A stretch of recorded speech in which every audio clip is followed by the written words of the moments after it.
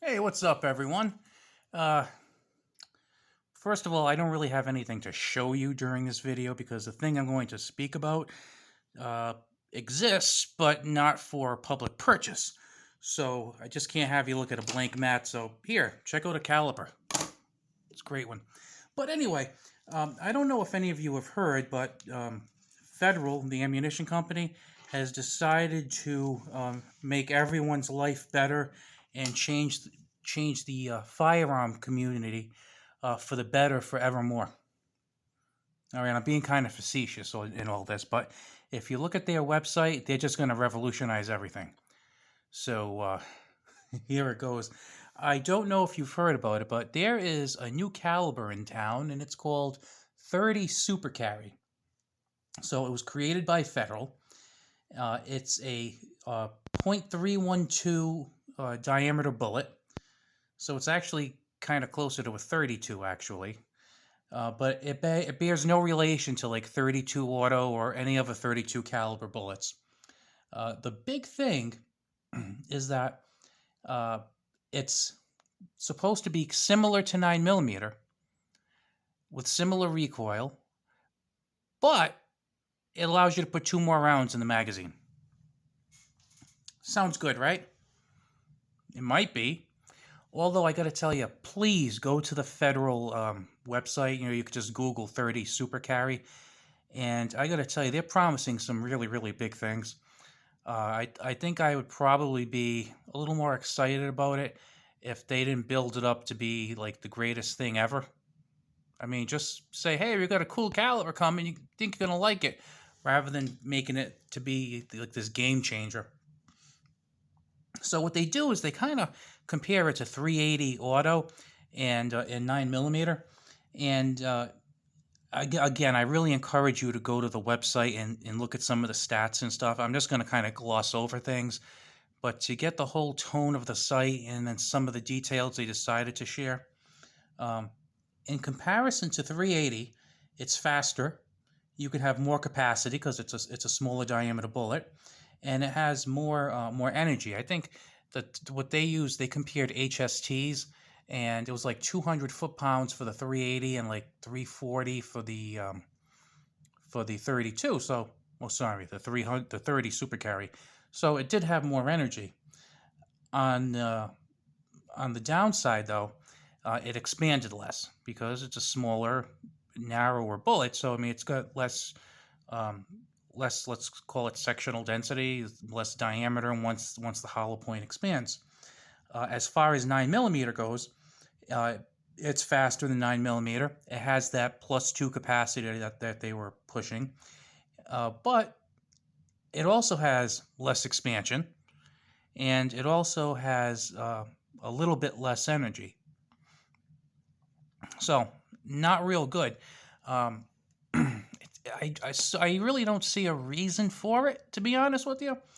Now, I think even if things were all ramped up and it was accepted widely by the industry, I think it's kind of a tough sell. But especially, um,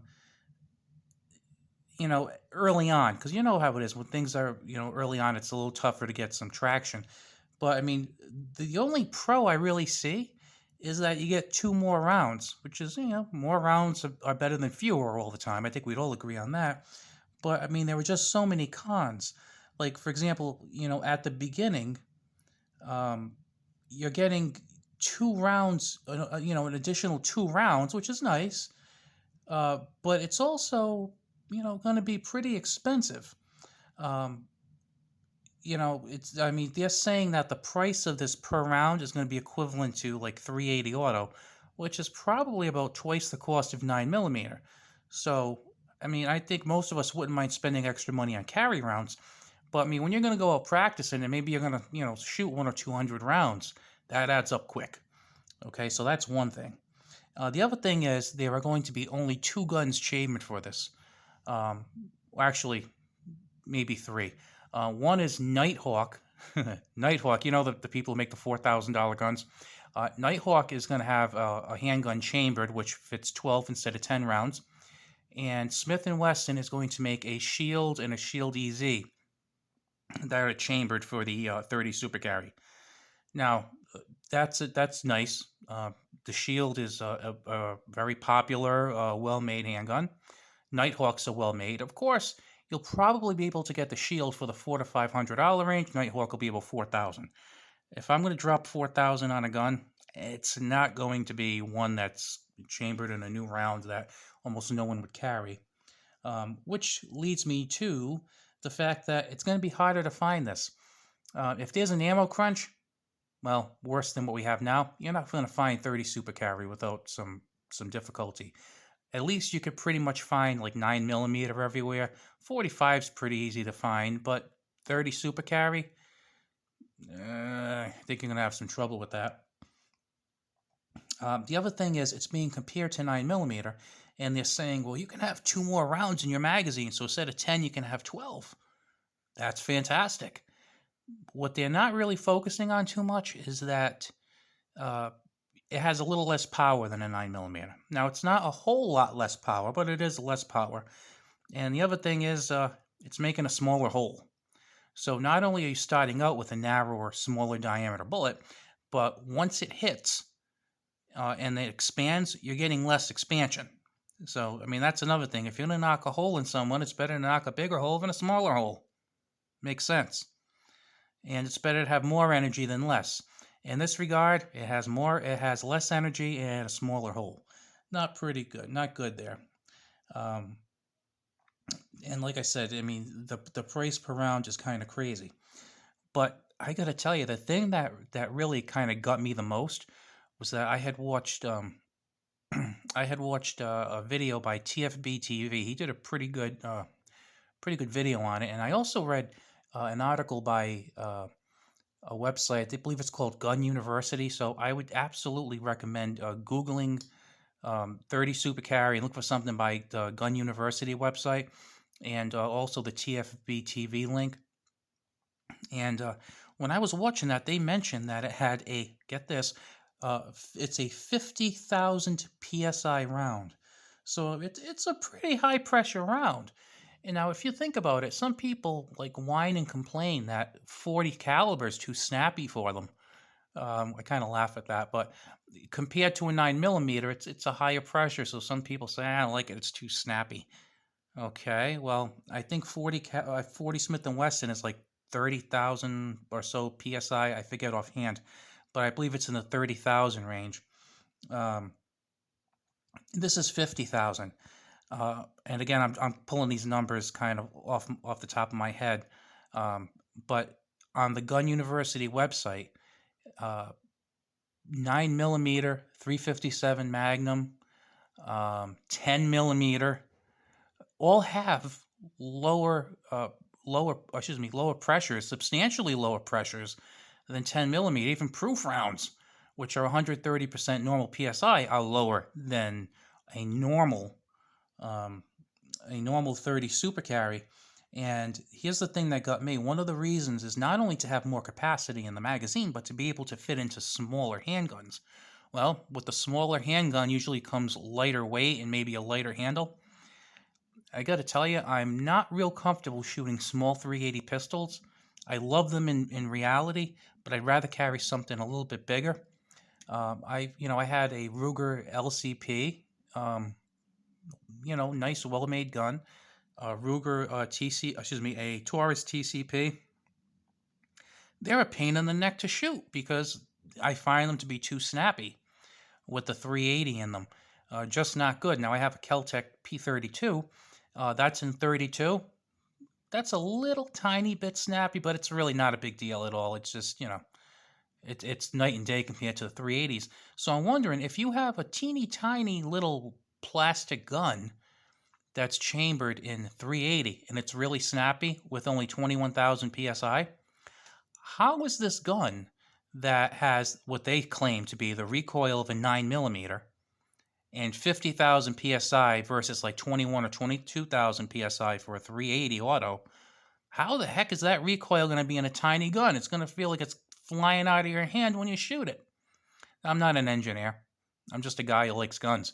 But it kind of makes you think. I'm actually very curious to see if any really small guns are made. I mean, the Shield is kind of compact. It's not a big gun, but I'm curious to see if anything like the Ruger LCP, Smith and Wesson Bodyguard. It's kind of funny though. They didn't make the Bodyguard in 30 Super Carry. They made the Shield because I think they were probably thinking, yeah, this won't work in the the Smith and Wesson Bodyguard.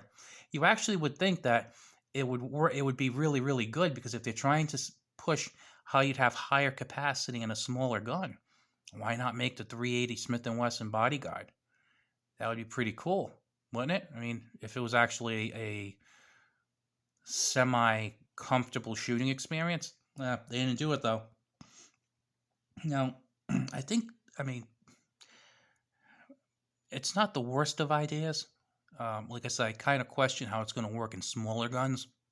I could kind of see it in full size guns, but really, if you get a chance, go to the federal website and just behold the overstatement and the big talk and the huge claims. It's really kind of amazing. They really act like they've got like the second coming of the wheel or something. Uh, One other funny thing. Do you remember maybe a year or so ago? Every single big YouTube channel got an FK Burno. You remember those? It's also like a really powerful, I believe, 32 caliber. I think it's a 7.65. Got a 7.65 FK Burno, and that's a really cool round. But it's being shot out of a kind of substantial looking gun, so it looks like it would be kind of a comfortable shooting experience. And again, it looks like a great round. Um, and it was funny because you saw all these YouTube channels, like within the matter of a week or two, were all showing the FK Burnout because I'm thinking the FK sent them for free to every single big YouTube station there was, gun channel anyway. And then they sent it to some of the medium channels, and everyone was doing reviews on the FK Burno, which was funny because I never looked for the FK Burno to buy it because I knew it was a lot of money, and I didn't want a gun that had a round that was only chambered for that one gun because if the gun goes south, so does the round. That's why I'd love to get a Desert Eagle, but I don't want one in 50 AE. I'd rather have one in 44 Magnum because there ain't much chambered for the 50 AE. Lots chambered for the 44 Magnum. So you always know they're going to make the round, but I digress. I'm kind of curious to see, I think in maybe the next week or two, how many YouTubers make guns featuring the 30 Super Carry, and it's going to be something. Now, as of the making of this video, I really don't have too many subscribers, so I don't think they're going to be sending me one for free. I mean, if they'd like to, by all means, I'll take it. But just a little something to look out for. I mean, not that I blame the people for taking them, 'cause like I said, I would myself, but just kind of something. I'm sure we're going to be deluged with all kinds of 30 Super Carry videos, and I'll probably be watching all of them to see what it's like, to be honest with you. I'm just hoping there are some good comparison videos that are done. But well, that's enough for me right now. If you like this video, please like and subscribe if you aren't already, and I will talk to you later.